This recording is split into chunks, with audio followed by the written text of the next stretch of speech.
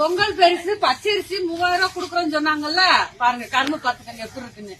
இந்த அரிசி எல்லாம் மனுஷன் தும்பாங்களா, அது பொங்க வைக்கிறதுக்கு தோதுவான அரிசியா பாருங்க எப்படி இருக்குன்னு பாருங்க அரிசி.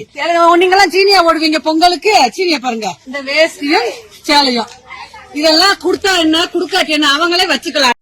தமிழகத்தில் பொங்கல் பரிசாக 3000 ரூபாயோடு பச்சரிசி, சர்க்கரை ஆகியவற்றை வழங்குகிறோம் என்று தமிழக அரசு பெருமை பொங்க அறிவித்திருந்த நிலையில் அந்த அரிசியை வைத்து அமைச்சர்கள் வீட்டிலோ ஆட்சியாளர்கள் வீட்டிலோ சமைக்க முடியுமா என்று மக்கள் கேள்வி எழுப்பியுள்ளனர். பொங்கலில் வெல்லத்திற்கு பதிலாக சீனிதான் போடுவார்களா?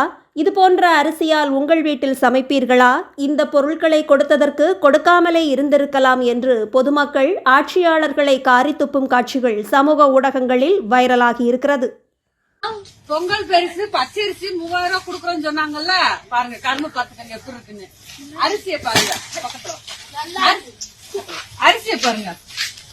இந்த அரிசி எல்லாம் மனுஷன் தும்பாங்களா, அது பொங்க வைக்கிறதுக்கு தோதுவான அரிசியா பாருங்க எப்படி இருக்குன்னு பாருங்க அரிசி. 1 கிலோ சீனி, நீங்க எல்லாம் சீனியா ஓடுவீங்க பொங்கலுக்கு, சீனியா பாருங்க. சீனி 1 கிலோ சீனி. இந்த வேஷ்டியும் சேலையும் இதெல்லாம் கொடுத்தா என்ன குடுக்காட்டி என்ன அவங்களே வச்சுக்கலாம். நெசமா போடுறவங்க வீட்டுல இந்த அரிசியை சாப்பிடுவாங்களா?